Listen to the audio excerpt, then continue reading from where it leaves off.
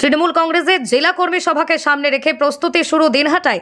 শহরের সংহতি ময়দানে জনসভার মধ্য দিয়ে প্রস্তুতি শুরু করে দিতে চলেছে তৃণমূল নেতৃত্ব। আগামী রবিবার অর্থাৎ 17 ডিসেম্বর জেলা নেতৃত্বের উপস্থিতিতে বিরাট জনসভা করতে চলেছেন তারা। জেলার প্রত্যেকটি ব্লক থেকে যেমন দলীয় কর্মী সমর্থকরা উপস্থিত থাকবেন, তেমনি দিনহাটা বিধানসভা ও সিতাই বিধানসভার বিভিন্ন এলাকায় তৃণমূলের কর্মী সমর্থকরা উপস্থিত থাকবেন। শুধু কর্মী সমর্থকরাই নয়, গোষ্ঠী কোন্দল ভুলে জেলা তৃণমূলের শীর্ষ নেতৃত্বরাও একই মঞ্চে ওই সভায় উপস্থিত থাকবেন বলেই জানা গেছে।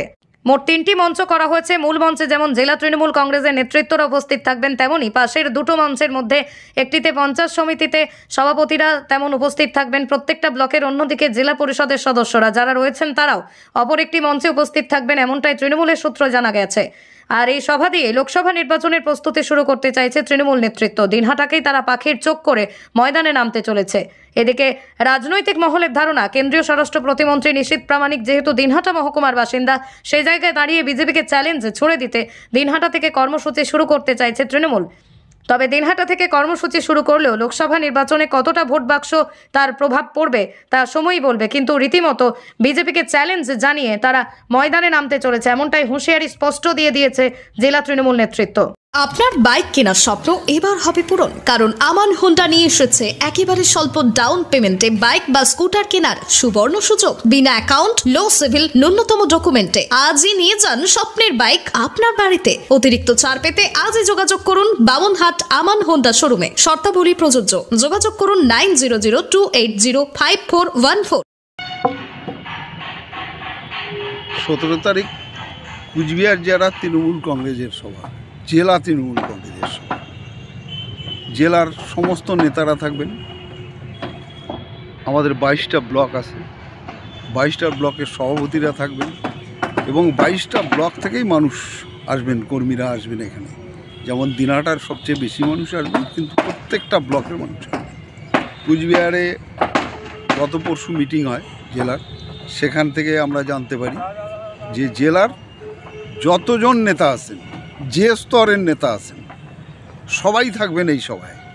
এবং এই সভাকে সফল করার জন্য যেমন আমরা চেষ্টা করছি, মূলত উদয়ন গুহ তিনি সর্বতভাবে চেষ্টা করছেন, তার সাথে সাথে জেলার যারা নেতৃত্ব আছে তারাও চাচ্ছেন একসাথে মানে কাঁধে কাঁধ মিলিয়ে একেবারে এই সভাটাকে সফল করে 2024-এর যে ভোট, লোকসভা ভোট, সেই লোকসভা ভোটে একেবারে সেদিন থেকে নেমে পড়া এবং কর্মীদের এখান থেকে বুস্ট আপ করা, যাতে তাদের নিজেদের জায়গায় গিয়ে মাঠে ময়দানে নেমে মমতা বন্দ্যোপাধ্যায়ের যে উন্নয়নের কর্মসূচি তার প্রচার করা, বিজেপির বিরুদ্ধে যে সাম্প্রদায়িকতা, তার যে বিজেপির যে সন্ত্রাস, এবং সর্বোপরি কুচবিহার জেলায় যিনি এমপি ছিলেন নিশীথ প্রামাণিক, মন্ত্রীও বটে কেন্দ্রীয়, তিনি যেন একটা অকর্মণ্য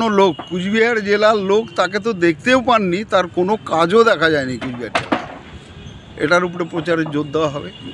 তার সাথে সাথে এত বছর গভর্নমেন্ট থাকার পরে, দিনহাটায় কেন্দ্রীয় মন্ত্রী থাকার পরে তার আমরা কি উন্নয়ন, তার খতিয়ান চাই, জিরো উন্নয়ন। সেই সাথে আমরা চেষ্টা করব এই যে বিজেপি যে বাংলাকে ভাগ করার চেষ্টা করছে তার উপরে প্রচার চলবে। 100 দিনের কাজ, 100 দিনের কাজের টাকা গ্রামের গরিব মানুষ পাচ্ছেন না। দিনহাটা শহর বা প্রত্যেকটা শহরে যে আবাসন প্রকল্প, সেই আবাসন প্রকল্পে টাকা দিচ্ছে না কেন্দ্রীয় সরকার। বাড়িগুলো মাটি খুঁড়ে খানিকটা তুলে নিয়ে গরিব মানুষ ত্রিপালের নিচে আসেন। এত আন্দোলন হচ্ছে অভিষেক ব্যানার্জির নেতৃত্বে, মমতা বন্দ্যোপাধ্যায়ের নেতৃত্বে, তারপরেও টাকা দিচ্ছে না কেন্দ্রীয় সরকার। এই লড়াইটাও চলবে, তার সাথে চলবে ভোটের প্রচার, তার সাথে চলবে স্লোগান বিজেপি হটাও, দেশ বাঁচাও। আমি যতটা জানি যে জেলা পার্টি সমস্ত নেতৃত্ব মিলে ঠিক করেছেন যে দিনহাটার থেকেই শুরু হবে প্রচারের অভিমুখ, এবং দিনহাটার থেকেই আমরা সারা জেলার মানুষকে, কর্মীকে, বিশেষ করে আমাদের কর্মীকে আমরা উৎসাহিত করব যে আগামীর যে ভোট, সেই আগামী ভোটের লড়াইয়ে প্রস্তুতি নেওয়ার জন্য উৎসাহ দেব। অনুপ্রেরণা দেবো।